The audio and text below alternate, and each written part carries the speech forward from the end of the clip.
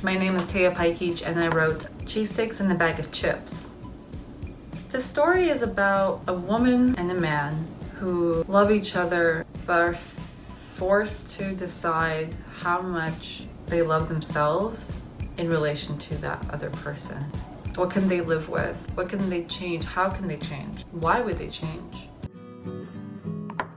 In the beginning, the play starts out with what a relationship is like when you play the game, when you're trying to navigate power in the relationship, who's gonna pay for the meal. You want to appear as if you have everything together because they can leave, because they don't think you're enough.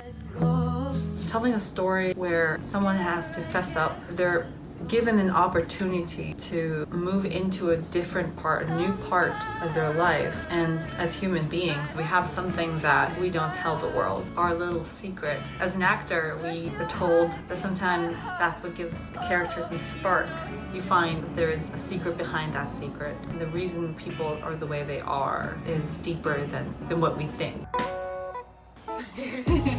I am Sophia Scheffner and I am playing Camber in Cheese Sticks and a Bag of Chips.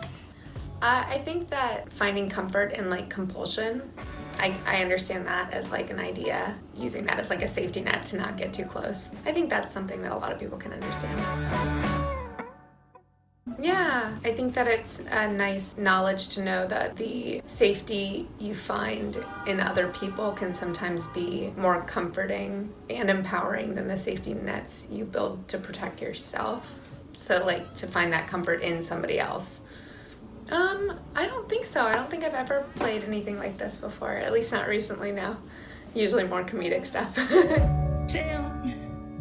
What's wrong?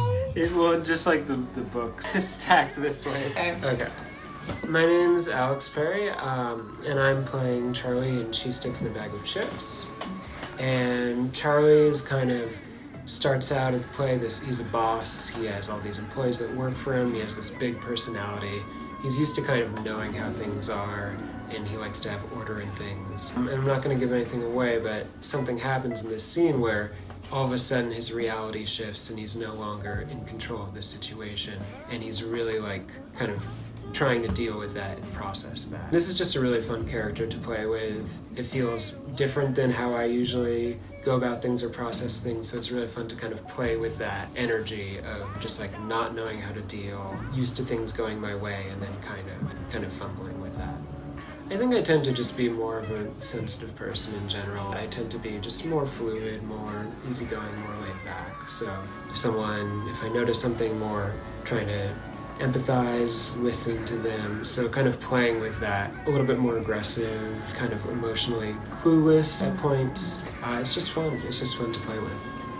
Yeah, I see it in everyday life. Like I see it in people I know, people where I'm just like, how are they not picking up on this? Seeing people just kind of being clueless, because Charlie kind of thinks he really knows everything about Camber, his girlfriend. Just the way he doesn't notice these things and is really all of a sudden for the first time noticing these things. I just see it in people I know.